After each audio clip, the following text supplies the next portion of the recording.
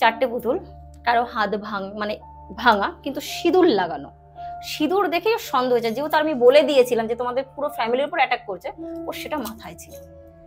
একজনের গলার এখান থেকে এরকম করে দাগ কাটা, একজনের দুটো পা এরকম করে ভাঙা। যে আমরা তো অনেক কবিরাজ বা তান্ত্রিকের কাছেও গেছি, আমি বলছি প্রপার লোকের কাছে যাননি, তাই তাকে আপনাকে মিসগাইড করেছে, কারণ ওকে পোড়াবান মারা হয়েছে এবং যে মেরেছে সে মাতৃস্থানীয় করবে। আমি আপনার কাছে আসছি, যখন দাদা ফোন করেছে তখন 16 নম্বর মিসক্যারেজ, মানে 16 নম্বর মানে কিন্তু অ্যাজ এ নট এ। কি করে সন্ধ্যা হলে, বিশেষত শনি মঙ্গলবার দিন একা একা চালে উঠে যায়, চালে উঠে এরকম করে পা দোলাতে শুরু করে, যেরকম দেখবে গাছে আগেকার গ্রামের যেগুলো ভিডিও ফিডিও দেখবে না, যে পা দোলে না, ও গাছে অনেক রকম চালের উপরে উঠে দেখি গা। তো আমি যখন দেখছি, দেখো এটা খুব স্বাভাবিক ঘটনা।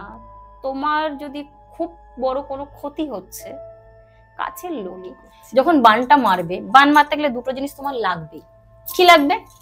তার মাথা, চুল লাগবে। যখনই আপনি মা হতে চলেছেন 3 মাসের মাথায় আপনার মিসক্যারেজ হয়ে যাচ্ছে, একবার না দুবার না, প্রায় 1 ডজন বার। কেন হচ্ছে, কি জন্য হচ্ছে? পাশের বাড়ি কি কেউ কিছু ব্ল্যাক ম্যাজিক করছে? বা ধরুন আপনার বাড়ির পেছনটা কতটা পরিষ্কার, আপনার যে মেয়ে তার গায়ে হঠাৎ করে ছোপ ছোপ কেন পড়ছে? আপনি বাড়ি বেড়াতে চাইছেন, সেইখানে নাকি মেদিনীপুরিয়া তন্ত্র হচ্ছে। তো নমস্কার বন্ধুরা, কেকে পডকাস্টে আবার স্বাগত জানাই। আজকের পডকাস্টটা খুবই স্পেশাল। কেন স্পেশাল? কারণ সারথী মাতা আমাদেরকে এই যে সাধারণ বিষয়গুলো, না সাধারণ বিষয় আমি একদমই বলবো না, কারণ একটা মা চায় সবসময় তার নিজের সন্তান আসুক, এই পৃথিবীর আলো দেখুক। সেখান থেকে যখন পাশের বাড়ির কেউ ভুডু ডল বা ব্ল্যাক ম্যাজিক করছে, তার বাড়ির পেছনেই রেখে পুতুল হাত পা ভাঙা, অস্বাভাবিক ব্যাপার। একটা মেয়ে মরতে মরতে বেঁচেছে, তার গায়ে ঘা ঘা হয়ে গেছিল, সেখান থেকে সারথী মাতা তাকে বাঁচিয়ে তুলেছে, বর্তমানে তিনি ভালো আছেন। সামনেই আমাদের চিংড়িঘাটা, সেখানে একটা বাস্তু রিলেটেড ব্যাপার হয়েছিল, মানে মেদিনীপুর তন্ত্র, কিছুক্ষণ আগেই বললাম, সেখানেও সারথী মাতা উদ্ধার করেছে। লাস্টে আছে একটা ক্যানিং এর ভৌতিক ঘটনা, যেটা আপনারা খুব পছন্দ করবেন এবং শুনতে হবে, জানতে হবে। আপনার বাড়িতে যদি এরকম কোনো প্রবলেম থাকে, যে নাম্বারটা পডকাস্ট শুরু থেকে শেষ পর্যন্ত যে নাম্বারটা দেখতে পাবেন একটা ধারে, সে নাম্বারে কল করুন। আপনি নিজের বিজনেসকে, আপনার যেখান থেকে আপনার একটা টাকা উপার্জন হয়, আপনার নিজের লাইফটাকে ভালো রাখার জন্য সারথী মাতাকে আপনাকে কল করতেই হবে। তার সাথে সাথে বলে রাখি, এটাও কিন্তু একটা পেড পডকাস্ট। যারা পডকাস্ট করতে চান বা নিজের এরকম বিজনেস বাড়াতে চান, আমাদের সাথে এই নাম্বারে কন্ট্যাক্ট করুন। এবং যদি চান যে আমি কিছু ভালো জিনিস বলবো কৌশিক তোমাকে, বা কে পডকাস্টে এসে ভালো কিছু রাখবো, যেটা সারা বিশ্বের বাঙালির কাছে শুনলে তারা আরো ভালোবাসবে, তাদেরকে অলওয়েজ ওয়েলকাম। আর আগের বৃহস্পতিবার বলতেই হবে, আপনাদের ভালোবাসায় আমাদের যে রিনিতাদির যে পিএলআর এর ব্যাপারটা, খুব ভালো রেসপন্স পেয়েছি আমরা। Thank you so much. আর ডাইরেক্ট সারথী মাতার কাছে। ম্যাম কেমন আছেন? ভালো আছি, তুমি কেমন আছো? এই চলছে ম্যাম। তো ম্যাম, আজকে আমরা সরাসরি ঘটনায় ঢুকবো, যেগুলো আপনি সলভ করেছেন। তো প্রথম কি শুনতে চলেছি আপনার কাছ থেকে? দেখো, ঘটনার তো কোনো শেষ নেই, তো তোমাকে তো অবশ্যই বলতে হবে। তো তার মধ্যে একটা ঘটনা বলি। তো এটা ধরে নাও বছর 4 আগের ঘটনা। আমার কাছে একটা ফোন আসে, আমারই পরিচিত ফোনটা করে। তো বলছে যে দিদি, একটা ঘটনা আছে, একজন মানুষ আছে, সে অনেক জ্যোতিষ, তান্ত্রিক, ডাক্তার, এভরিথিং সমস্ত কিছু করেছে, বাট কোনো সলিউশন হচ্ছে না, তুমি যদি দেখতে চাও একটু দেখো। আমি বলছি হ্যাঁ পাঠাও। তো তার 3-4 দিন পর ভদ্রমহিলা আসে তার হাজবেন্ডকে নিয়ে। তার প্রবলেমটা যদি তুমি শোনো না, প্রথমেই তুমি একটু অবাক হয়ে যাবে যে মানুষের প্রবলেম এরকম হয়। তো মেয়েটি বিগত 9 থেকে 10 বছর ধরে প্রেগনেন্সি ট্রাই করছে, প্রেগনেন্সি আসছে। তো প্রেগনেন্সি আসলে কি হয়, কারো 2 মাসে অ্যাভয়েড করবে, বা 1 মাসে গিয়ে মিসক্যারেজ হবে, বা 6 মাসে গিয়ে, এক একজনের এক এক নিয়মে হবে। তো তার কন্টিনিউ যেদিন থেকে ওনার 65 দিন স্টার্ট হচ্ছে, কাউন্টডাউন চালু হয়ে যাচ্ছে। ঠিক 90 দিন হওয়ার 3 থেকে 4 দিন বা 5 দিন 6 দিন, মানে 3 মাসে পড়লেই মিসক্যারেজ। এবং এই ঘটনাটা মোটামুটি আমার কাছে এসে যখন পৌঁছাচ্ছে, তো ধরে নাও 18 থেকে 19 বার এই ঘটনাটা ঘটে গেছে তার সাথে অলরেডি। ডাক্তার দেখায়নি? আমি বলছি। তো আমাকে যখন দেখালো, এতটা পুরো মেডিকেল রিপোর্ট আর বাঞ্চ, তো প্রচুর ডাক্তার দেখানো হয়েছে, রেসপন্স নেই। ডাক্তারও হয়রান, যে হয় আগে হবে, নয় কিছুদিন পরে হবে। তো এক্স্যাক্টলি 3 মাসে কি করে মিসক্যারেজ হচ্ছে, মানে 2 মাস যখনই ক্রস করছে না, আলটিমেটলি তারা টেনশনে পড়ে আছে। আর বুঝতেই পারছে একটা মেয়ের জন্য প্রেগনেন্সিটা ভীষণ একটা ইম্পর্টেন্ট পার্ট। আর একবার মিসক্যারেজ হয়, একটা দেখবে মেয়েরা যখন মিসক্যারেজ হয়ে যায় বা কোনো কারণে বেবি খুব শক করে করছে আসছে, তো তাদের মেন্টালিটির উপর প্রচুর চাপ পড়ে যায়, খুব স্বাভাবিক। তো মেয়েটি না তখন প্রায় উন্মাদের মতো হয়ে গেছে, মানে নিজের মাথা ঠিক রাখতে পারছে না। মানে যখন হাজবেন্ড বলছে যে দিদি আমার ওয়াইফ হয় মারা যাবে, নাহলে পাগল হয়ে বেরিয়ে যাবে, মানে এই সেম কন্ডিশনটা হয়ে যাচ্ছে। তো আমি বলছি যে কতদিন ধরে হলো?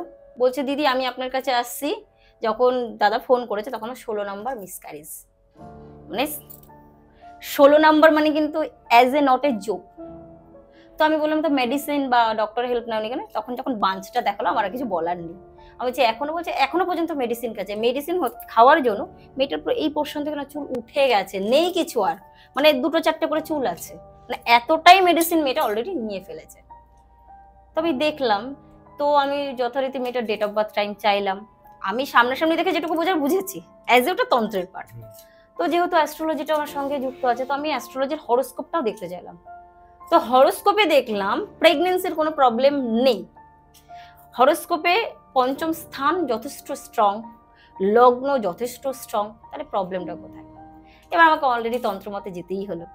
তো আমি যখন দেখছি, দেখো এটা খুব স্বাভাবিক ঘটনা, তোমার যদি খুব বড় কোনো ক্ষতি হচ্ছে, কাছের লোকই করছে, এটা খুব বাজে লাগে শুনতে। তো আমি একদমই বললাম দেখুন তোমাদের 15-16 বছর বা 20-30 বছর মানে আগেরকার তোমার পিতৃ কোনো শত্রু ছিল, মানে হয়তো হয় না কাকা জ্যাঠা এরকম শত্রু হয়, তো তারা চাইছে টোটালি তোমরা ধ্বংস হয়ে যাও। বলছে এটা কি কথা, আমার তো পরিবারের সবাই খুব ভালোবাসে, আমাদের সঙ্গে মেশে। আমার যে যাই হোক না কেন, আমি যখন পুরোটা দেখলাম তখন মানে আমাদের যেটা আছে আর কি, আমি এটা বললাম, আমার কথা বিশ্বাস হলো না। এবার আলটিমেটলি কি হয়, যদি তোমার কথা আমার বিশ্বাস না হয় আমি তোমাকে কি শুনবো? তো আমি বললাম দেখো যাই করো তোমাদের প্রাণের রিস্ক আছে, ওরা সন্তান তো হতেই দেবে না, তোমাদেরকেও কিন্তু বিপদে ফেলার চেষ্টা করছে। আমার কথা বিশ্বাস হয়নি, টোটালি বিশ্বাস হয়নি, মানে চলে গেছে। গিয়ে যে আমার কাছে পাঠিয়েছিল তাকে 2-4টা কথাও বলেছে যে কার কাছে পাঠিয়েছিস, তারা বলছে আমার ফ্যামিলি মেম্বারই আমাদেরকে ধ্বংস করছে, আমার বাচ্চা হতে দিচ্ছে না, এটা মিথ্যে কথা। তা আমি বললাম তার ইচ্ছা, সে এসছে, আমি বলেছি। মাস 3 পর হঠাৎ করে একটা ফোন আসে, ফোনের ওপারে যে রয়েছে কন্টিনিউ কাঁদছে। আমি বলছি কি হয়েছে, কাঁদছো কেন, কে বলছো, বলবে তবে। বলছে দিদি তোমার কথা বিশ্বাস করিনি, এটা আমার বিশাল বড় ভুল হয়েছে। আমি বলছি কেন, কি হয়েছে? মানে সেদিন আমি তারাপীঠ থেকে ফিরেছি, মানে আমি প্রত্যেক মাসে যেহেতু তারাপীঠ থাকি, তো তারাপীঠ থেকে যথারীতি ফিরে এসেছি, ঠিক সেদিন সন্ধ্যাবেলাতেই ফোনটা এসছে। আমি বলছি কেন, কি হয়েছে? বলছে দিদি 2 দিন আগে অমাবস্যা গেছে, আমি তো জানতাম না, আজকে পেছন সাইডে আমাদের খুব একটা যাতায়াত করা হয় না, ওদের পেছন সাইডে একটা বড় বেল গাছ আছে, তো বেল গাছের সামনে দেবে অনেকেই না বেদি টাইপসের একটু করে রাখে, তো ন্যাচারালি করে। বলছে আমি ওখানে গেছিলাম একটু পরিষ্কার টরিষ্কার করবো বলে, গিয়ে দেখছি 4টে পুতুল, যে মাটির বা কাপড়ের যে পুতুলগুলো হয় না অনেকটা ওরকম ধরনের, বাট ও বুঝতে পারছে না কি দিয়ে বানানো, যে ইউজ করেছে সে তার নিজস্ব মেটেরিয়ালস দিয়ে ইউজ করেছে। 4টে পুতুল, কারো হাত মানে ভাঙা, কিন্তু সিঁদুর লাগানো। সিঁদুর দেখে সন্দেহ হয়েছে, যেহেতু আমি বলে দিয়েছিলাম যে তোমাদের পুরো ফ্যামিলির উপর অ্যাটাক করছে, ওর সেটা মাথায় ছিল। একজনের গলার এখান থেকে এরকম করে দাগ কাটা, একজনের 2টো পা এরকম করে ভাঙা। অলরেডি যেদিন আমায় ফোন করেছে তার ঠিক একদিন আগে, মানে অমাবস্যার ঠিক পরের দিন, ওর হাজবেন্ডের অলরেডি অ্যাক্সিডেন্ট হয়ে গেছে, হয়ে পা ভেঙে গেছে, অলরেডি অ্যাক্সিডেন্ট হয়ে গেছে। এবার তখন ওটা দেখার পরে ওর তখন আমার কথাটা মাথায় এসছে, ওর জন্য ফোন করে কাঁদছে তুমি বাঁচাও কিছু। তো এবার আমি বুঝতে পারছি যে ডেফিনেট তাহলে 4টে পুতুল আমরা ফ্যামিলিতে, কারণ সেই মহিলা, তার হাজবেন্ড, তার দেওর আর শ্বশুর শাশুড়ি, তাহলে 4টে ফ্যামিলি মানে কি দাঁড়ালো, মানে হয়তো মাকে বা কাউকে একজনকে সেভ করেছে, বাদ বাকি 4জনে বা 5টাই হয়তো ছিল ও দেখেনি, বা আশেপাশে কোথাও রয়েছে দেখতে পাইনি। খুব কাজ। আমি বলছি দেখো এবার তো আমি ফোনে কিছু বুঝতে পারবো না, তুমি এক কাজ করো জায়গাটা ফটো তুলে আমাকে পাঠাও, তো আমি তোমাকে পরে ফটোটা দেখাচ্ছি, তুমি বিশ্বাস করবে না, আমি তো দেখেই বুঝতে পারলাম টোটাল মারণ ক্রিয়া। তা আমি বললাম যে এবার বিশ্বাস হলো? বলছে হ্যাঁ দিদি বাঁচাও, অলরেডি আমার হাজবেন্ড তো অ্যাক্সিডেন্ট করেই বসে রয়েছে, আমার শ্বশুর মশাইয়ের মাথাটা ঘুরছে, দেখতে পাচ্ছে না কিছু, যখন তোমার স্ট্রোক টাইপসের হয়ে যাবে আমরা হসপিটাল নিয়ে যাবো। আমি হসপিটাল নিয়ে গিয়ে কোনো লাভ হবে না, মেডিসিনটা আপাতত দাও, কালকে সকালবেলা আমার কাছে চলে আসো। দেখো আমি খুব একটা সামলাতে পারবো না, যেটুকু সামরিক প্রোটেক্ট করা আমি করবো। তো যথারীতি একটা জল পরে দিই আমি, আর কার পরে দিই, বলছি এটা পরে থাকলে তোমরা আপাতত জন্য সেভ হবে, তো এটা কিন্তু দীর্ঘমেয়াদী হবে না। তো যাই হোক, ওটা পরে দেওয়ার পরে সত্যি তাদের আর কোনো অ্যাক্সিডেন্ট হয়নি, মানে হাজবেন্ডের ঠিক হতে সময় লেগেছে। এবার বলছে দিদি আমার বাচ্চাকে বাঁচাও। আমার যে প্রেগনেন্সি আমি যে টাইমে নিতে বলবো ঠিক সেই টাইমেই তোমাকে প্রেগনেন্সির জন্য ট্রাই করতে হবে, আগে পিছে ডাক্তার কি বলছে না বলছে সেটা তুমি দেখে নেবে, প্লাস আমি প্রেগনেন্সির পর যা যা করবো তোমাকে সেটা করতে হবে। তো মেয়েটিকে আমি একটা নির্দিষ্ট টাইম দিয়েছিলাম, তো সেই টাইমে ওরা ট্রাই করেছে, এবং অদ্ভুত ভাবে ডাক্তারও সেই টাইমটাই বলছে যে এর আগে নেবে না, তোমার শরীরের কন্ডিশন খুব খারাপ। তো আমি বললাম দেখো উইকনেসটা আমার পক্ষে কাটানো পসিবল নয়, কারণ এতগুলো মেজর ইনফেকশন তোমার তো একটু হলেও হয়েছে, এটা মেডিসিন, দেখো সমস্ত কিছু একটা রুল আছে, সিস্টেম আছে, এর বাইরে হয় না। তো মেয়েটি বলেছে দিদি যা করতে হয় করবো, কিন্তু আমার বাচ্চাটা যেন ঠিক থাকে। আমি বললাম ঠিক আছে, তোমাকে 6 থেকে 7 মাস আমি যেভাবে বলবো সেভাবে চলতে হবে। মিথ্যা কথা আমি বলবো না, মেয়েটির পরিবার, মেয়েটির শ্বশুর শাশুড়ি সবাই তারপরে এসে কাঁদছে যে আমার বাড়ির একটা ছেলে বা মেয়ে আমার কোনো ফ্যাক্ট না, এখন একজন সন্তান হলেই হবে, মানে এরকম একটা সিচুয়েশন এসে গেছে বাড়িটার মধ্যে। বললাম দেখুন যদি আমার কথা শুনে চলেন অবভিয়াসলি এটা হবে। তো যথারীতি আমি আমার কাজ শুরু করি। 1 মাসে যখন প্রেগনেন্সি এলো বাড়িতে গেলাম, মানে যাওয়ার কথা ছিল, তো একদিন গেলাম, কিন্তু সেদিন অদ্ভুতবার এমন ঘটনা ঘটে আমাকে সেই চন্দননগর থেকে ব্যাকে চলে আসতে হয়, মানে আমি ওর বাড়িতে যেতে পারলাম না। তখন দেখলাম এটা তো সম্ভব না, তখন তার হাজবেন্ডকে ডাকলাম যে দেখো আমি কোনোভাবে গেলে ওখানে বড় কোনো ক্ষতি হয়ে যাবে, বাচ্চাটার কোনো সমস্যা হবে, দরকার নেই আমি কয়েকটা জিনিস দিচ্ছি ঘরটার মধ্যে ঠিক সেইভাবে রাখবে, আর তোমার ওয়াইফ পুরো 9টা মাস ঘর থেকে বেরোতে পারবে না। আর অদ্ভুত ভাবে 9 মাস মেয়েটি ঘর থেকে বের হয়নি ওই ঘরটার মধ্যে, এবং আমি যখন যেরকম ক্রিয়া করার কথা ছিল কিছু জিনিস থাকতো সেগুলো সঙ্গে নিয়ে আসতো এবং পৌঁছে যেত, তাতে কি হতো ওকে কেউ ছুতে পারতো না। একটা মেয়ের যেরকম স্বাদ হয় আমি স্বাদ হতে দিইনি, মানে বললে হয়তো এটা বলবে যে দিদি কি বলছো, একটা মেয়ের স্বাদ হয়নি, সত্যি হয়নি। কারণ যখন 7 মাসে পরে তো আমায় বলছে দিদি স্বাদের, আমি বলছি যদি বাচ্চা দরকার হয়, আত্মীয় স্বজনকে তোমাকে যখন আমি বলতে দিইনি, মানে তার আত্মীয় স্বজন বন্ধু বান্ধব কেউ জানতো না, সবাই জানতো মেয়েটি কোথায়, বলছে ওর ঘর থেকে বেরোতে ইচ্ছা করে তাই ঘরের মধ্যে থাকে, কিন্তু আদৌ ম্যাটারটা কি মানে কেউ জানে না, শুধু ওর শাশুড়ি, শ্বশুর, দেওর, হাজবেন্ড আর ও নিজে, মানে বাপের বাড়িতে পর্যন্ত আমি জানাতে দিইনি। এরকম ভাবে আমি মেনটেন করিয়েছি মেয়েটাকে, আর মেয়েটা অদ্ভুত ভাবে করেছে, মেয়েটা প্রচুর কষ্ট করেছে।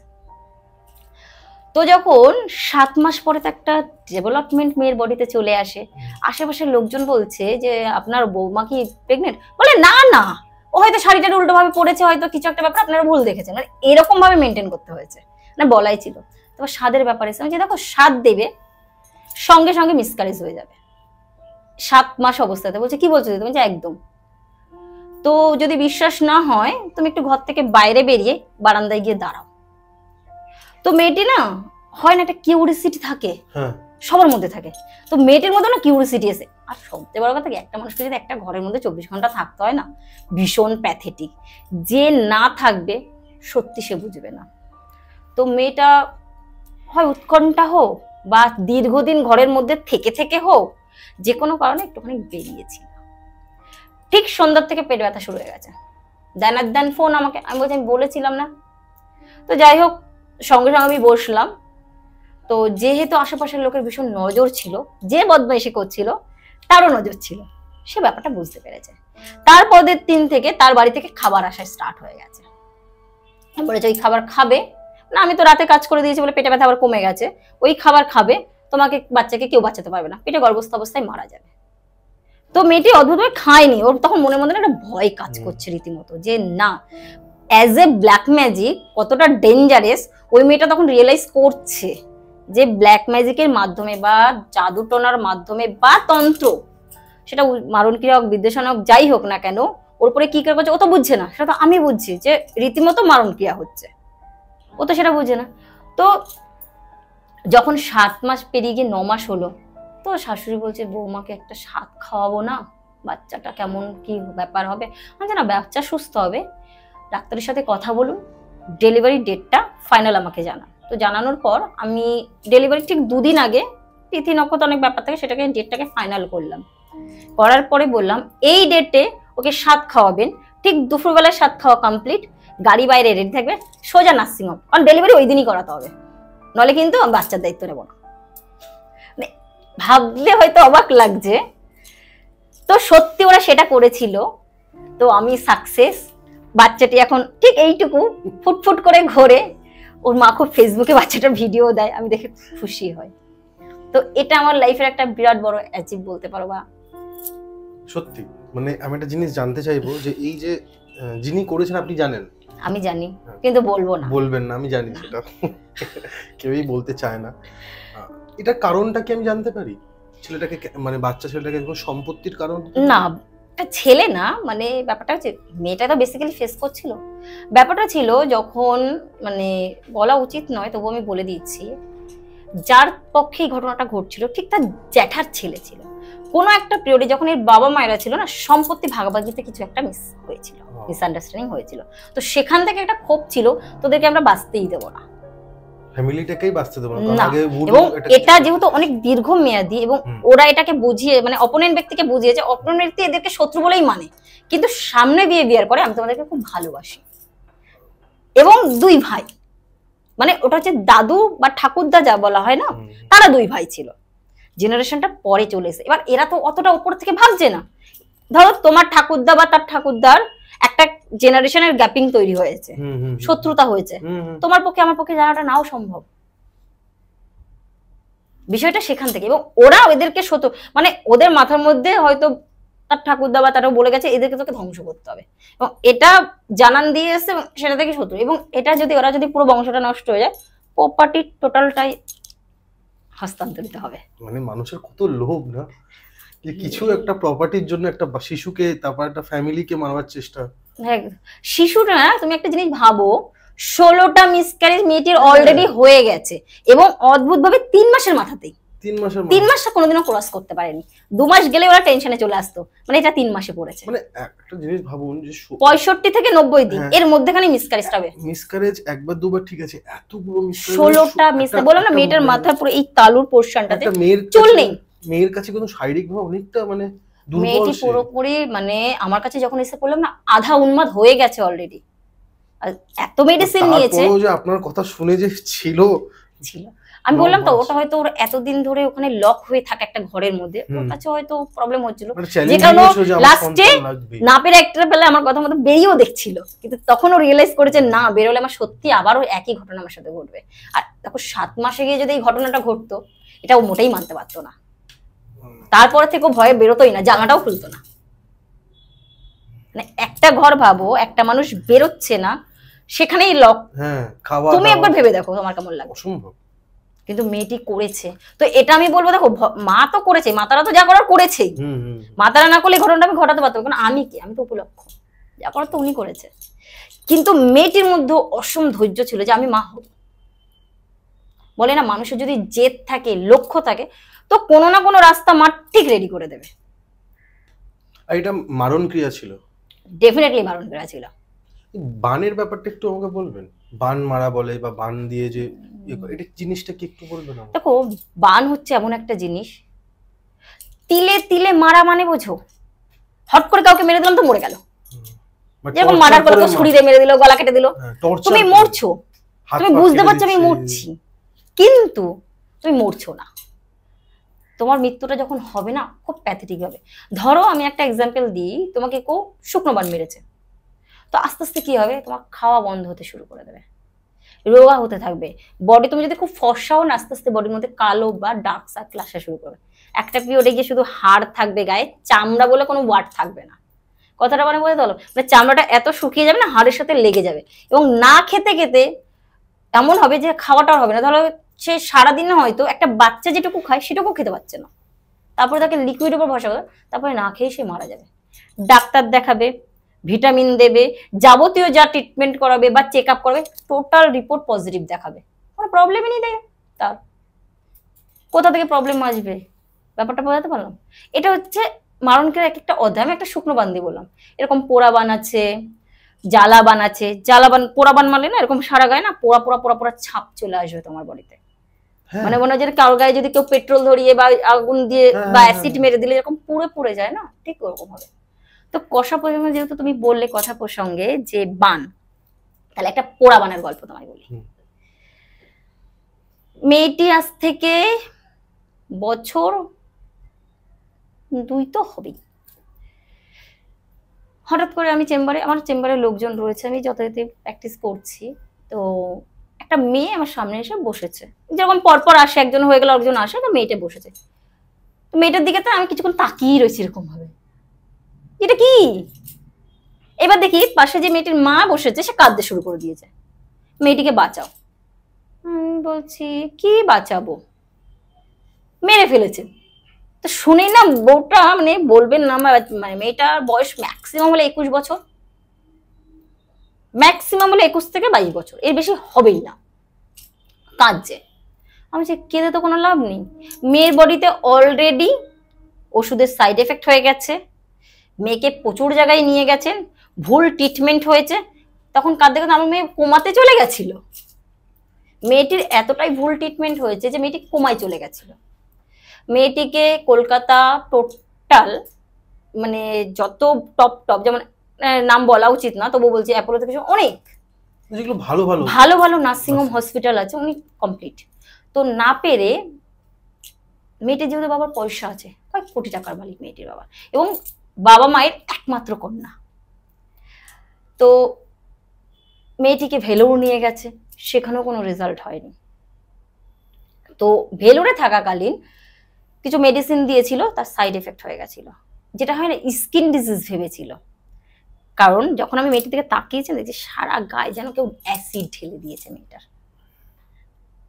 তো তখন মেয়েটি কোমায় চলে যায়, যথারীতি স্কিন ডিজিজের ট্রিটমেন্ট হয়েছে, আর হাই অ্যালার্জি বা এই জাতীয় কোনো ট্রিটমেন্ট হয়েছে, তো মেয়েটির সাইড এফেক্ট থেকে না কোমায় চলে গেছে, মানে ব্রেন কাজ করা লক করে দিয়েছিল। তো আমি বলছি যে এগুলো যে করেছেন, ওর তো মারা হয়েছে পোড়া বান। বলছে মানে, বলছে আমরা তো অনেক কবিরাজ বা তান্ত্রিকের কাছেও গেছি। আমি বলছি প্রপার লোকের কাছে যাননি, তাই তাকে আপনাকে মিসগাইড করেছে, কারণ ওকে পোড়া বান মারা হয়েছে, এবং যে মেরেছে সে মাতৃস্থানীয় কোনো ব্যক্তি। তখন আমি বললাম মেয়েকে বিয়ে কেন দিয়েছেন? মেয়েটার বিয়ে হয়ে গেছে? বিয়েও হয়ে গেছে মেয়েটির। তা আমি তখন বলছি মেয়েটিকে বিয়ে কেন দিয়েছেন? ও যে কি আর বলবো, এখনকার তো মেয়েদেরকে বোঝো, তো নিজে নিজে পছন্দ করে বিয়ে করেছে, আমরা কেউ রাজি ছিলাম না, ফ্যামিলি আমাদের কারো পছন্দ, ফ্যামিলি মানে মেয়েটি হচ্ছে কয়েক কোটি টাকার মালিক, আর যাকে বিয়ে করেছেন ছেলেটি না কিছু করে, না ফ্যামিলিতে কিছু আছে, মা হচ্ছে লোকের বাড়িতে কাজ করে, ঠিক এরকম একটা ফ্যামিলিতে। তো আকাশ আর পাতাল ফারাক। তো আমি বললাম, সব দেখে দেখে বললাম দেখো আমি তো করতে পারি, কিন্তু মেয়ের ডিভোর্স দেওয়াতে হবে। বলছে মানে? বলছে হ্যাঁ, মেয়েকে যদি শ্বশুর বাড়িতে পাঠান তো আপনার মেয়ে মারা যাবে।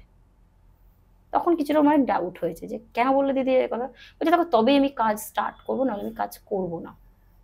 আমি পরিষ্কার এই কথাটা বললাম অর্থ এই সব কিছুর পেছনে দায়ী, শুধু এই ওয়ার্ডটা আমি বলেছিলাম। তখন বলছে দেখুন দিদি, সে মেয়ে যদি ওখানে যেতে চায় কি যায় না সেটা পরের কথা, ওটা নিয়ে আমি ভাবছি না, আপনি মেয়েকে বাঁচান। আমি বলছি দেখুন মেয়েকে বাঁচাতে গেলে যা যা বলো সেগুলো করতে হবে। বলছে হ্যাঁ করবো। আমি ঠিক 4 দিন কি 5 দিনের মাথায় কাজ করতে শুরু করলাম। মেয়েটিকে যদি আজকে তুমি দেখো, মেয়েটির গায়ে একটা দাগ পর্যন্ত নেই, আস্তে আস্তে রিমুভ হতে শুরু করলো। আর আমি বান সাধারণত থালা দিয়ে কাটাই, থালা বলতে কাঁসার দেখবে থালা হয়, তো আমার গুরুর দেওয়া বিদ্যা, ওই থালাটা একটা কাঁসার বাটি লাগে। তো আমি যখন মেয়েটির পিঠে টাচ করলাম না, ওটা এমন ভাবে আমার হাত থেকে যেন থালাটা টেনে নিয়ে চলে গেল চুম্বকের মতো। আমি নিজেও বুঝলাম যে পাওয়ারটা অনেক বেশি বাড়াবাড়ি হয়ে গেছে। তো ওই যে থালা আটকেছে, থালা মোটামুটি 25 থেকে 26 মিনিট ছিল। আমার পুরো ক্রিয়াটা করার পরে যখন আমি টানছি, থালাটা না আসছে না, ওর পিঠের সাথে লক হয়ে ওঠানোর পর পুরো জায়গাটা তো কালো হয়েই গেছে। যখন আমি হোমের মধ্যে ফেললাম না, মানে আমার লাইফে প্রথমবার হোমের আগুন চেঞ্জ হতে দেখেছি। মানে যখন থালাটা ফেলেছি পুরো গ্রিন, মানে সবুজ রঙে যেরকম হয় না, যেরকম বিষ দেখবে যখন বিষের কোনো সিম্বল দেখায়, কি দেখায়, গ্রিন দেখায় না, পুরো রীতিমতো ওরকম ভাবে শিখা হচ্ছে। মানে ওখানে মিনিমাম আমি বলছি যখন হোমটা আমার হয় 70 থেকে 80টা লোক ছিল, মানে আমার হোম এর বাইরের লোক যারা আউট লোক দেখছিল। সেকেন্ডের মধ্যে জায়গাটা না পুরো মনে হচ্ছে ওখানে কেউ মেলা দেখতে এসেছে। শুধু এই হোমের আগুনটাকে দেখবে বলে। বুঝতেই পারছো তারাপীঠ মহাশ্মশানে ভিড় সবসময় থাকে, অত অমাবস্যার দিন পুরো গ্যাদারিং হয়ে গেছে।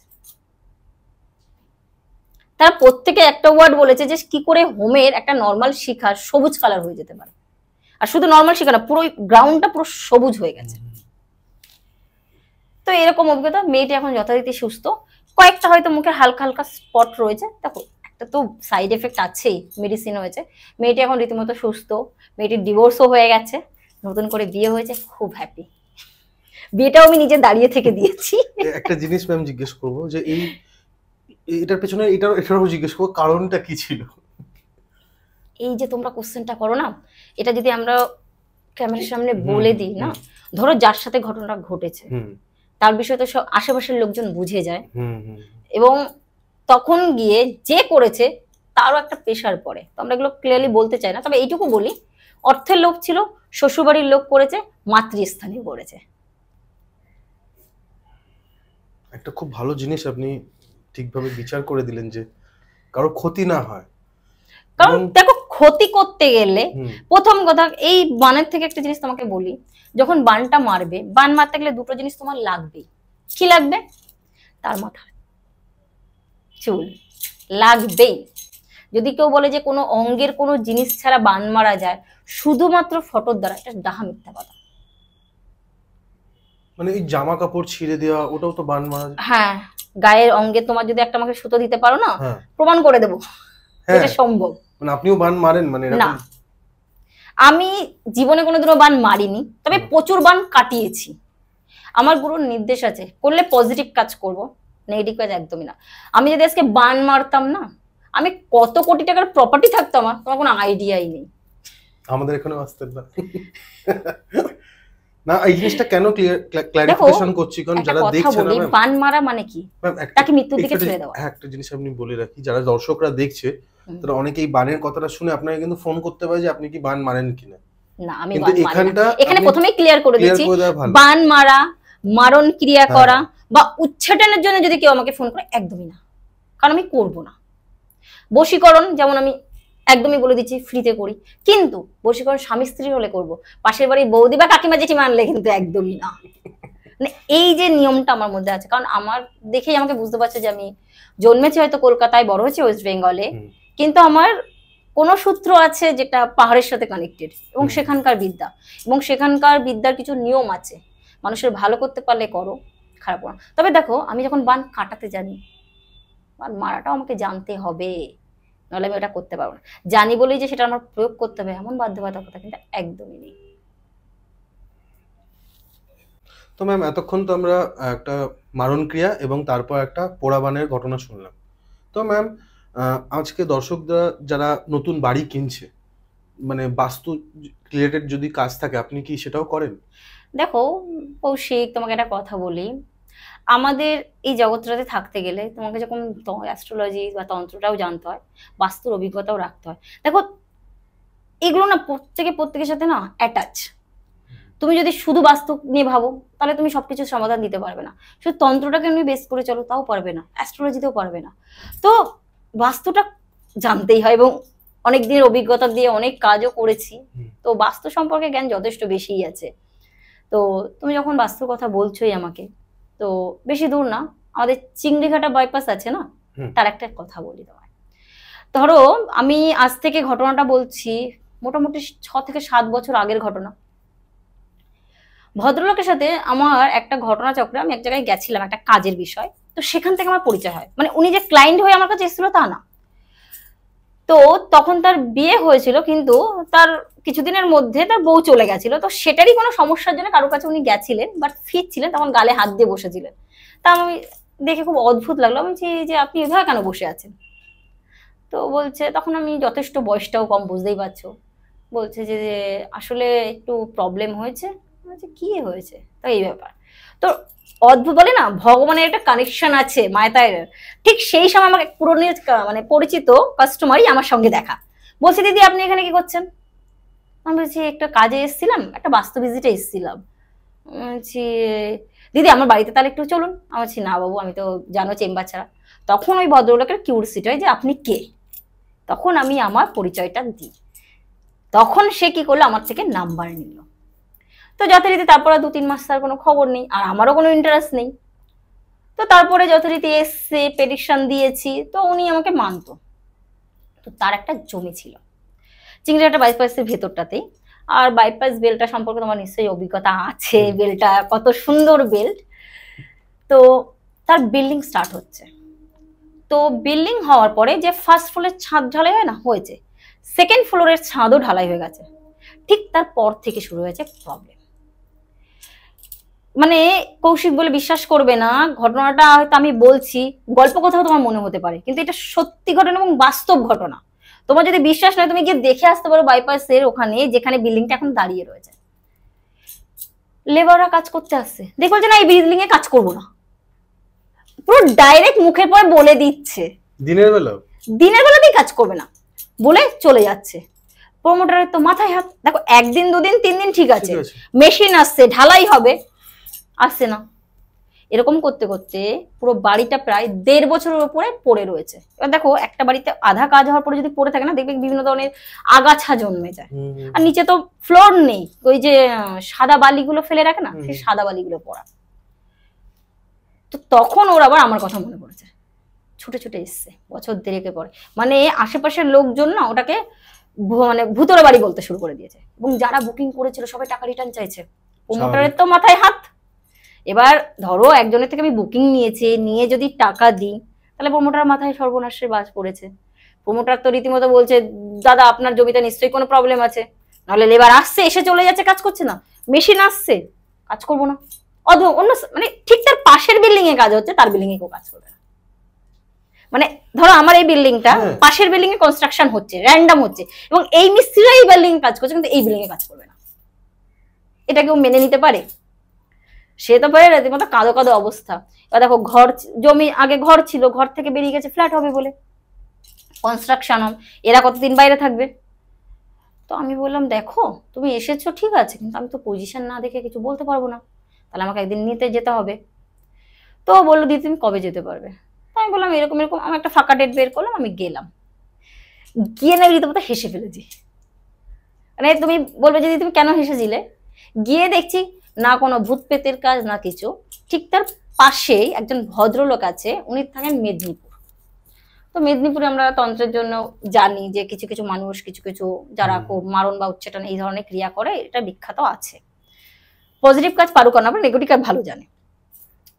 তার সমস্যাটা কি ছিল, সে কি করেছে বাড়িটার মধ্যে কিছু শ্মশানের জিনিস, হাড় দিয়ে আরো কিছু কিছু জিনিস দিয়ে কাজ করে ঠিক মিডিল পোর্শনে পুঁতে দিয়েছে, এবং কাজটা যাতে না হয়, কনস্ট্রাকশনটা না হয় তারই জন্য। এবং ওই ঘটনার পর থেকে মোটামুটি তার 5-10 দিনের পর থেকে বিল্ডিংটাতে প্রবলেম শুরু হয়। আমি বললাম দেখুন আপনার বিল্ডিং এ ক্ষতি করে দেওয়া হয়েছে, কোনো ভূত পেতের কোনো গল্প না, ক্ষতি যদি কাটেন আপনার বিল্ডিং দেবেন, তারপর দিন থেকে স্টার্ট হয়ে গেছে। বলে কি বলছেন দিদি? আমি বলছি হ্যাঁ। কিছুক্ষণ চুপ থাকলো, বলো তাহলে কি করতে হবে? আমি বললাম এই করতে হবে, যদি করতে পারো, যেটা আমাদের প্রসিডিওরে আছে সেগুলো পরপর করে বললাম, যেগুলো যদি করতে পারো। বলে দিদি তাহলে কবে? আমি বলছি পূর্ণিমার দিন আমি কাজ করবো। দেখো তখন না আমি এতটা প্রপার সিস্টেমে থাকতাম না, আমি জামা কাপড় খুব নর্মাল পরতাম, এখনো পরি।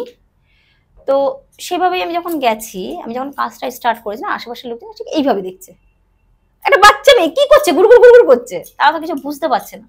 এবার আমি যখন কাজটা স্টার্ট করেছি, তো আমার এই কাজের মধ্যে একটা ক্রিয়ার মধ্যে একটা অংশ, চারদিকে 4টে মুচি বলে একটা জিনিস হয়, ওটার মধ্যে কিছু কর্পূর, আমার কিছু তন্ত্রের জিনিস, আদারওয়াইজ দিয়ে আমি বাদ বাকি সব কাজটা করেছি।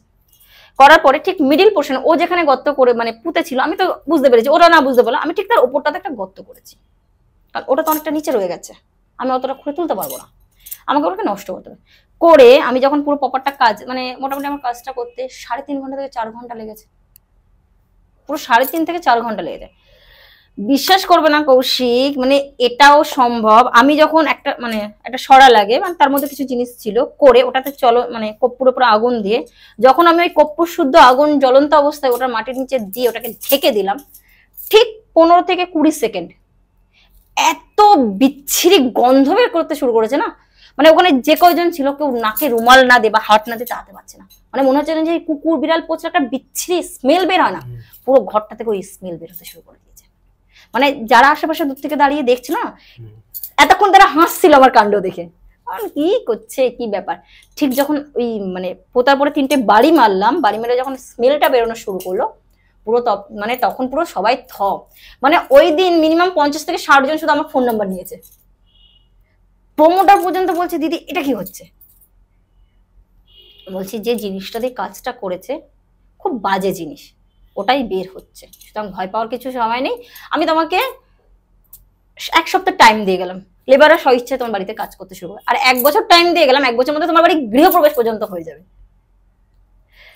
লেবাররা ঠিক 3 দিনের মাথায় বলছে এই কাজটা শুরু করুন না দাদা, অনেকদিন তো পড়ে রয়েছে। ঠিক 3 দিনের মাথা থেকে কাজ শুরু হয়। আর সেই বছরই বৈশাখে আই থিঙ্ক ওরা গৃহপ্রবেশ করে। ওদের কাজ মানে প্রমোটার হ্যান্ড ওভার করেছিল বোধহয় মাঘ ফাল্গুনে, ওরা সেটা করেনি, ওরা 2-3 মাস পিছিয়ে বৈশাখে গৃহপ্রবেশ করে, এবং সেই গৃহপ্রবেশে আমি প্রেজেন্ট ছিলাম। এটাও সম্ভব বাস্তুর ক্ষেত্রে। কৌশিক পুরো থেমে গেছে, কি বলবে বুঝতে পারছে না। আমি একটা জিনিস ভাবছি, বেশি দূর না, একদম আমাদের চিংড়িঘাটা বাইপাস, আমি জায়গার নাম বলে দিচ্ছি। আমার বাড়ি থেকে তো আরো সামনে। আর আমি এটা থেমে গেছি, ম্যাম আপনি বুঝলেন কি করে যে ওখানে এরকম আছে? এটা আমার কাছে প্রশ্ন একটা। দেখো এটা তো একটা দিব্য শক্তি, আমি জানি না, আমি ভগবান নই যে দিব্য চোখ বন্ধ করে সব দেখতে পারবো। আমাদের কিছু প্রসেস আছে, কিছু সিস্টেম আছে যেটা থেকে আমরা রিয়েলাইজ করতে পারি। তোমার বাড়িতে কোথায় কি মাদুলি রয়েছে, কোথায় কবজ পুঁতেছে, কোথায় শ্মশানের ছাই ফেলেছে, সব বলে দেবো আমি। শুধু আমাকে জায়গাটা দেখাতে হবে বাড়ির। তোমার বাড়িতে যাবে, ধরো তোমার বাড়িতে কোনো একটা ডিস্টার্ব হচ্ছে, দেখো বাস্তু কিন্তু দূর থেকে হওয়া পসিবল নয়, বাস্তুর জন্য সেই বাড়িতে যেতেই হয়। এবং আমি যত জায়গায় বাস্তু ভিজিট করি বা বাস্তুর কোনো কথা বলি, প্রথমে হয়তো আমি নর্মালি যখন আমার কাছে আসছে আমি বলে দিতে পারি যে তোমার বাড়িতে বাস্তু প্রবলেম হচ্ছে, এখানে এই জিনিসটা রয়েছে, তুমি আমার সামনে বসবে তো, তোমার বাড়ির কোথায় কি রয়েছে, কোথায় কি গাছ রয়েছে, আমি কিন্তু এখান থেকে বলে দেবো। এটাও সম্ভব।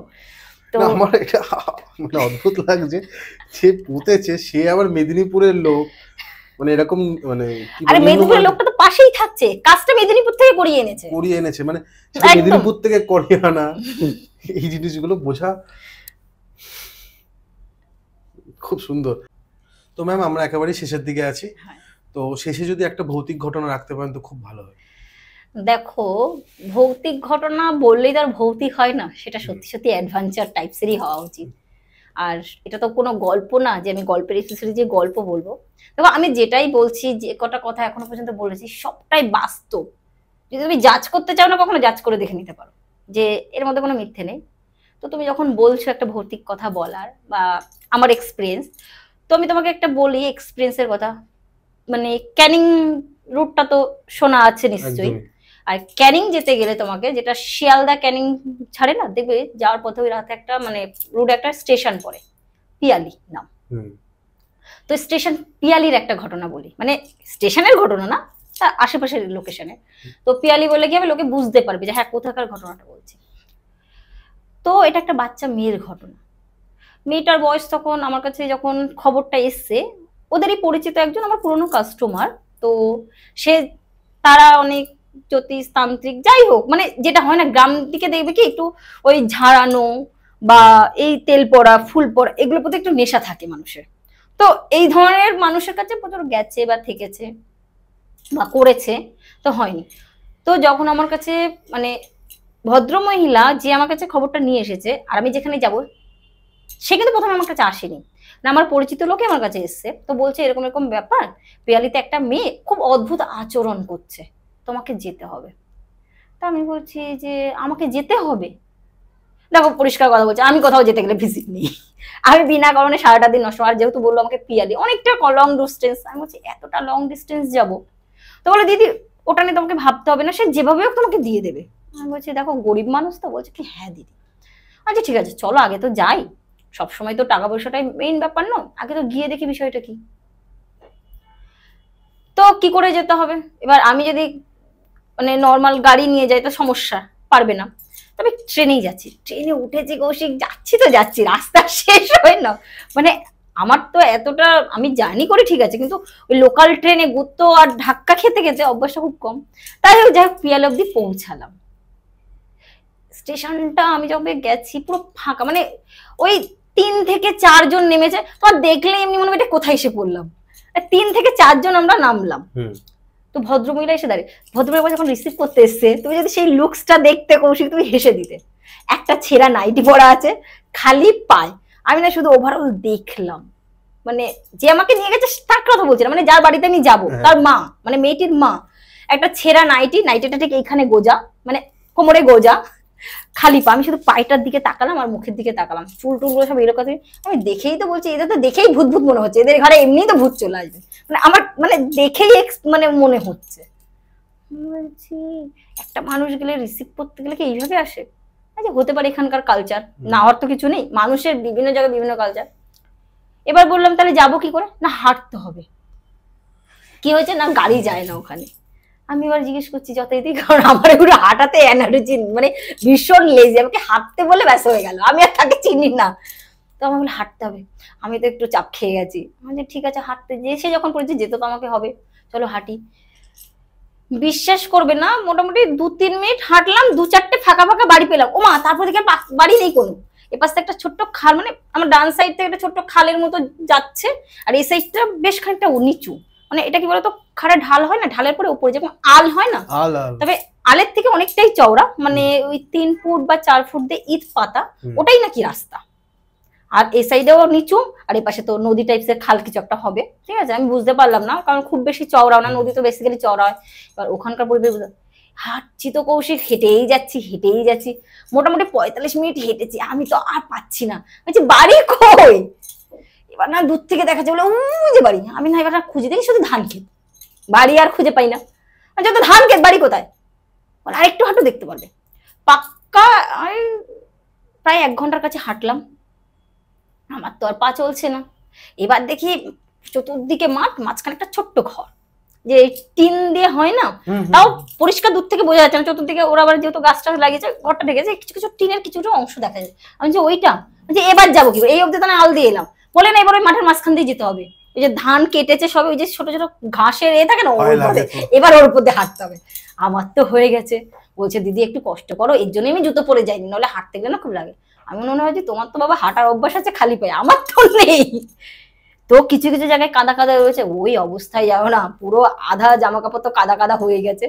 অনেক কষ্ট সৃষ্টে ওই অব্দি পৌঁছলাম, পৌঁছে গিয়ে না আমার আর বডি কাজ করা বন্ধ করে দিয়েছে।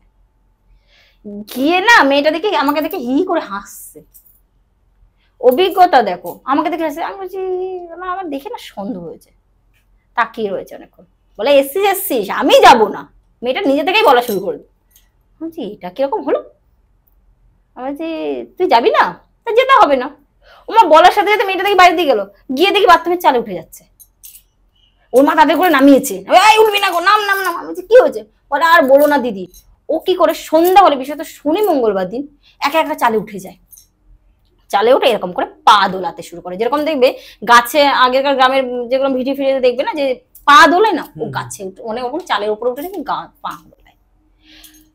তোমার এমনি দেখলে মনে হবে এখানে কিছু একটা সমস্যা আছে, মানে যদি সাধারণ মানুষ হয়ে যায় তাও বুঝতে পারবে, মানে পুরো চতুর্দিক ফাঁকা, তোমার যদি কোনো অ্যাক্সিডেন্টও হয়ে যায় তোমাকে দেখার কেউ নেই। এবার কি হয়েছে, মেয়েটির মা সারাদিন থাকে না, মেয়েটির বাড়ি হচ্ছে কলকাতাতে, লোকের বাড়িতে 24 ঘন্টার কাজ করে, মেয়েটি থাকে একা একা। মেয়েটির বয়স ম্যাক্সিমাম হলে 8 থেকে 9 বছর বয়স।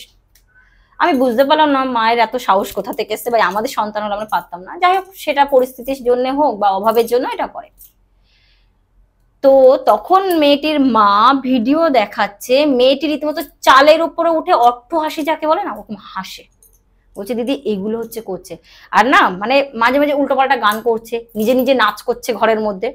আর রাত হলে একটা সমস্যা হয় ওদের, তখন বলছে যে এই যে মানে ওদের ঘরের দক্ষিণ পশ্চিম যে কর্নারটা হয় না, যেটাকে আমরা নৈরিত কোণ বলি, ওই কর্নারতে একটা গন্ধ ভেসে আসে, আর ঠিক ভেসে আসার পর থেকে মনে হয় যেন কেউ টিন পেটালে যেরকম আওয়াজ হয় এরকম আওয়াজ হয়। এই আওয়াজটা হওয়ার পর থেকে মেয়েটা ওরকম অদ্ভুত আচরণ শুরু করে দেয়। এবার ভিডিওটা দেখে না আমার নিজেরই মাথা খারাপ হয়ে গেছে, আর মেয়েটাকে না বসতে বলো। আমি কি করলাম, ইচ্ছা করে একটা পিড়ি হয় না, বললাম এটা আমাকে কাঠের পিড়ি দাও, দিয়েছে, দিয়ে আমি যা করার করলাম, বললাম এটাতে বসো। মেয়েটাকে কেউ নিয়ে গিয়ে ওই পিড়িটাতে বসাতে পর্যন্ত পারলো না, বসবেই না। এবার আমি তো রীতিমতো, আমাকে তো পুরো খুলে বলেনি, আমি তো প্রিপারেশন নিয়ে যাইনি। এবার আমি দেখছি একে চটিয়ে আমার লাভ নেই, চটালে আমি বিপদে পড়বো, কারণ ও যদি এখন কিছু বাড়াবাড়ি করতে শুরু করে আমি সামলাতে পারবো না। কারণ আমি তো দেখো, আমাদের কিছু কিছু জিনিস লাগে, যদি এখন প্রেতের কোনো ঘটনা হয় তো তাদের কন্ট্রোল করার কিছু সিস্টেম আছে। আমি তো নর্মাল বাস্তু ভিজিট করবো বলেছে, মেয়েটা একটু অদ্ভুত আচরণ করছে, আমি একা তো আগে খুলে বলেনি, এবার আমি তো গিয়ে দেখছি এই ঘটনা, আমার তো হয়ে গেছে। আমি বললাম দেখো একে আমি এখন জাগাবো না, আমি কয়েকটা জিনিস করে দিয়ে যাচ্ছি, ও রাতে কি কি করে আমাকে ভিডিও করে পাঠাবে। বাড়িটা দেখলাম, বাড়িটা মানুষ কি করে ঈশান কোণটাকে পরিষ্কার রাখে, ঈশান কোণে পায়খানা বাথরুম করে দিয়েছে। আর ঈশান কোণে পায়খানা বাথরুম হলো মানে দৈব যে শক্তিটাকে টোটাল নষ্ট করে দেবে। এইসব বাড়ি ঠিক করা খুব টাফ। তো আমি এখন বলে দিলাম যে দেখো এই পায়খানা বাথরুম এখানে রাখতে পারবে না। অগ্নিকোণটাতে কি করেছে, ঠিক অগ্নিকোণের আগে যেটা জায়গাটা ফাঁকা রেখেছে ওখানটা একটা বড় কুয়ো বানিয়ে রেখে দিয়েছে। ব্যাস বাড়ির সর্বনাশ। তারপরে তো যা দেখার দেখে নিলাম, একেই ফাঁকা বেল্ট, মানে রাত হলে ঝিঝি পোকা, ব্যাং আর নাক ছাড়া কিছু পাবে না ওখানে, কিচ্ছু না, নাথিং, জিরো। মানে ওদের মেয়েটা পড়তে যায় ওখান থেকে মিনিমাম 6 থেকে 7 কিলোমিটার পায়ে হেঁটে, তারপরে এতটা আমি কি বললাম, আমার প্রায় 1 ঘন্টা লেগেছে বাড়িটা অব্দি পৌঁছাতে, হাঁটতে হাঁটতে আমি হেঁটে যেতে পারছি না লাস্টে।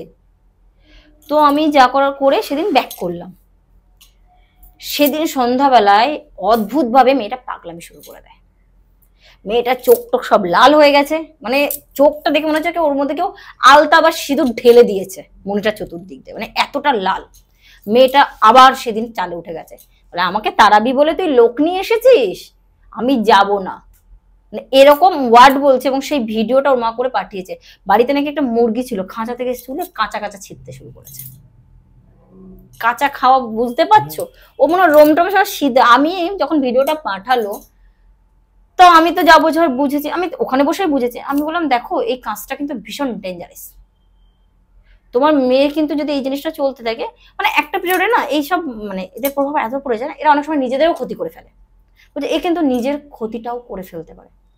কারণ ও যে দেখো একটা চালে উঠতে গেলে তার জায়গা লাগে, ওর মধ্যে না একটা অদ্ভুত শক্তি, মানে একটা বলে না এনার্জি ক্রিয়েট করছে। মানে ওর মা ওকে ঠেলে ফেলে দেওয়া কোনো ব্যাপার না, মানে ওর মানে ছোট ছোট জিনিস, মানে বড় বড় ভারী ভারী জিনিস ওর কাছে তখন মানে হালকা সোলার মতো মনে হচ্ছে, মানে এতটা এনার্জি ফুল হয়ে গেছে। ধরো তোমার উপর কোনো নেগেটিভ বা পজিটিভ এনার্জি প্রভাব ফেলেছে না, তো তোমার মধ্যে একটা পাওয়ার আসবেই। ওই মেয়েটার মধ্যে তখন চলছে, কাউকে মানছে না, ওর বাবা মা তো রীতিমতো হাওমা করে কাঁদছে, তো মেয়েটার কি হবে। তো যাই হোক আমি বললাম আমার যেটা ক্রিয়া আছে, তো তারাপীঠ নিয়ে গেলাম। তুমি বিশ্বাস করবে না, তো ওখানে একটা বলির পাঠ ছিল আমার।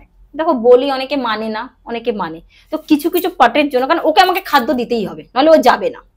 সবসময় কিন্তু ওই ঝাঁটা দিয়ে দেখবে, যেটা আমরা ভূত ঝাড়ানো মানে ঝাঁটা, জুতো, কুলো, এই যে পেটানো মারা, এই জিনিসটা কিন্তু আমরা খুব বেশি জানি এবং দেখেওছি আমরা। হ্যাঁ, কিন্তু দেখো ঝাঁটা জুতো দিয়ে মারলে কিন্তু সবসময় ভূত পালায় না, এটা ভুল কথা। হ্যাঁ অনেক ক্রিয়াতে আছে, কিন্তু কিছু কিছু জায়গায় না, যেমন চালান যদি কারোর উপর করা হয়, ওই জিনিস কিন্তু ঝাঁটা, কারণ যে চালান করছে সে তো জানছে। আর মেয়েটার উপর হয়েছিল পেট চালান, এবং করেছিল ওই আশেপাশেরই কোনো তান্ত্রিক তার নিজের স্বার্থ পূরণের জন্য। মেয়েটার রাশি ছিল খুব হালকা এবং ডেঞ্জারাস। মেয়েটির রাশি আর লগ্ন, আমাদের কিছু কিছু মানুষকে প্রয়োজন হয় তান্ত্রিকদের, বিশেষত যারা নেগেটিভ ক্রিয়া করে, এবং ওই সব কটাগুলো মেয়েটার মধ্যে ছিল। এবং যেহেতু ফাঁকা জায়গায় থাকতো না সেখানে, তো আমি যখন ওর মাকে জিজ্ঞাসা করেছিলাম এই কথাটা, ওর মা বলেছিল যে হ্যাঁ আমাদের ওই পোর্শনে একটা লোক আছে। আমি বলছি গেছিলেন কখন মেয়েকে নিয়ে? বলছে হ্যাঁ গেছিলাম। তারপর থেকে অদ্ভুতভাবে মেয়েটার মধ্যে এই প্রবলেমটা আসতে শুরু করে। দেখো প্রেত কখনো এমনি এমনি তোমার উপরে গিয়ে প্রভাব বিস্তার করবে না। এটা আমরা বলি না যে হঠাৎ করে হাওয়া বাতাস লেগে যায়, ওর কি খেয়ে দিয়ে কাজ নেই, তোমার ঘাড়ে এসে পড়ে থাকবে? ওর খেয়ে দেখি কোনো কাজ আছে না? নেই। তো হয় তোমার উপরে চালান ক্রিয়া করবে, আর নলে কিছু তুমি করেছো যেটা কারণে তোমার কাছে এসেছে। বিনা কারণে কেউ কারো কাছে যায় না। তুমি যাকে চেনো না, যাকে জানো না, তার উপর তোমার ইন্টারেস্ট থাকবে? পেটদেরও তো খেয়ে দিয়ে কাজ নেই। বা দেখো এনার্জি অনেক রকমের, যে যেমন, কেউ পেট বলে, কেউ শাকচুনি বলে, কেউ পেতনি বলে, যে যেমন খুশি বলো। ওদেরও কিন্তু অত ইন্টারেস্ট নেই যে বিনা কারণে তোমার ঘাড়ে গিয়ে মটকে বসে থাকবে। কারণ মেয়েটার উপর প্রভাব বিস্তার করে ওর লাভটা কি? সেটাই। একটা মানুষের ঘাড়ে যখন দেখবে যারা ভূত ঝাড়ায় বা কিছু দেখবে গ্রাম অঞ্চলে এগুলো হয়, তখন বলে আমাকে এইভাবে ওরেছে, আমার এটা দরকার, নাহলে আমাকে এটা দিতে হবে, নাহলে আমি যাবো না, আমার এর জন্য এই হয়েছে। কিছু না কিছু বলার উদ্দেশ্য সে আসবে, বা কিছু একটা কারণে আসবে। তাহলে ওর কাছে আসার কারণটা কি ছিল? কোনো রিজন ছিল না। কারণ যাতায়াত যে করছে সে তোর উপর দিয়ে যাতায়াত করবে, ওর গাড়ির উপর দিয়ে যাওয়ার দরকার নেই, আছে কি? তো সেই ভদ্রলোক, যাই হোক আমি তার নাম বলবো না, নিজের কার্য সিদ্ধি করার জন্য প্রভাব বিস্তার করেছে। বাবা মা কি হয় সাধারণ একটা কোনো কাজে জমি যাবে তার নজরে। এবং গ্রাম অঞ্চলের কিছু কিছু বিদ্যা আছে না, খুব নিম্ন বিদ্যা। এটা মানে যারা তন্ত্র সম্পর্কে কিছুটা জানে তারা আমার কথা মানেটা বুঝতে পারছে আমি কোন ধরনের কথার কথা বলছি। তো তাদের ধরুন এই কাজটা করানো হয়েছিল। মানে এটা যদি না করো তোমার মেয়ে কিন্তু মারাও যেতে পারে। তখন ওর মা বলছে দিদি যা হোক তুমি চলো। তো যথারীতি আমি যখন কাজ করি না, আমি কাজটা করতে গিয়ে মিনিমাম 4 থেকে 5 দিন করতে পারিনি, মানে বাধা আসে না। একবার আমি বেরিয়েছি, প্রথমবার হলো ট্রেন ক্যান্সেল, তারপরে আর যাওয়া আবার হলো না সেদিন। আমাকে পরের ট্রেনে ভেঙে ভেঙে বর্ধমান হয়ে যেতে হলো। লোকাল ট্রেন কেটেছি, যেটাকে বলে না নর্মাল যে এক্সপ্রেস ট্রেনের টিকিট, উঠে পড়েছি সুপারফাস্টে। ধরেছে এবার আমাকে টিটি বর্ধমানের, এবার যাব আমি কোথায়। ওখান থেকে নামিয়ে পুরো 3 ঘন্টা আমরা টিটির ওই এতে বসা। টিটিকে বুঝিয়ে বলে যে দেখুন আমি বুঝতে পারি না, আমার তাড়াহুড়ো ছিল, এখন টিকিট আমি দেখালাম যে আমার এখন টিকিট ক্যান্সেল হয়ে গেছে, আমি ট্রেনটাকে মিস করে গেছি। তারপর আমি এই ট্রেনটা ধরেছি, কিন্তু আমি বুঝতে পারিনি যে কারণ আমাকে তো একটা জেনারেল টিকিট কাটতেই হবে। তো এই প্রবলেমটা হচ্ছে, কারণ আমার লক্ষ্য তো আমাকে পৌঁছাতে হবে তারাপীঠ, নাহলে তো আমি পরের দিন কাজটা করতে পারবো না। আমি তারপরে ওই টিটির ঝামেলা মিটিয়ে 8টা ট্রেন ধরে আমি রামপুরহাট যাই। আমি যখন ঘরে ঢুকি তখন রাত বাজে 1টা। তারপর আমি মেয়েটির কাজ করি, এবং মেয়েটির কাজ যখন করেছি না, তুমি ভাবতে পারবে না মেয়েটি কিভাবে ছটফট করেছে, দাপিয়েছে, রীতিমতো ধরে রাখতে পারছিলাম 3-4 জন ধরে। তো যাই হোক, মেয়েটি এখন সুস্থ, ওই বাড়িতেই আছে, এবং ওর মা পরবর্তীতে মেয়েকে রেখে সব জায়গায় যাচ্ছে। মেয়েটি এখন মোটামুটি ভালো পজিশনে আছে, মাধ্যমিক দিয়েছে। Thank you, thank you ma'am, এত সুন্দর একটা মানে এতগুলো ঘটনা শোনানোর জন্য। আর শেষে একটাই প্রশ্ন করে থাকি সবাইকে, যেমনি আপনারা করছি, যে কে কে পডকাস্ট আপনার প্রথম পডকাস্ট লাইফের? স্টোরি মানে এরকম ভাবে আমার এই পডকাস্ট যেটা এক্সপেরিয়েন্স যে বলাটা, এটা আমি ফার্স্ট টাইম করছি। ফার্স্ট টাইম করছি, কেমন লাগলো কে কে পডকাস্টে এসে বা কথা বলে? ভালোই লাগলো। আর কিছু বলতে পারবেন? দেখো, তোমাদের ব্যবহারও খুব ভালো, তোমাদের দেখে আমার ভালো মনে হয়েছে। আর যদি এই সম্পর্ক, তোমরা যদি এরকম সারা জীবন থাকো, তাহলে সম্পর্কটা অনেকটা লম্বা হবে। আপনি খুব একটু চাপা, মানে আমি যতক্ষণ কথা বলেছি একটু চেপে রাখতে ভালোবাসেন, একটু অনেক কম ইয়ে রাখতে, মানে এক্সপ্রেস কম করেন। হ্যাঁ দেখো, আমাদের এই বিদ্যাটা এমনই একটা বিদ্যা, যত প্রকাশ্যে আনবে না তত সমস্যা। যত, কারণ কার ঝুলিতে, যখন তুমি যখন রাস্তায় ধরো অনেক সাধু দেখতে পাচ্ছ, তো কার ঝুলিতে কি আছে তুমি বুঝতে পারো। যাকে তুমি সব থেকে ভাবে এ সাধু, না না, দেখো ওর ঝুলিতেই সব থেকে দামি জিনিস রয়েছে। কার দেখো দামি মানে তো রত্ন না, তার কাছে দেখো এমন কিছু রয়েছে যেটা পাওয়ার জন্য কয়েক সাধক কান্নাকাটি করে সারা জীবন চলে যায়, এগুলো তার কাছেই রয়েছে। জানো, তাই কার ঝুলিতে কি আছে বোঝা চাপ, বিশেষত সাধকদের ক্ষেত্রে। সাধকরা সবকিছু তো সামনে আনতে চায় না। থ্যাংক ইউ, আপনাদেরকেও থ্যাংক ইউ যে এতক্ষণ থাকার জন্য। আমি আপনাদের হোস্ট কৌশিক সেন, আজকে আমাদের গেস্ট সারথী মাতা, আর ক্যামেরার পেছনে কিংশুক সেন। নমস্কার। নমস্কার। নমস্কার।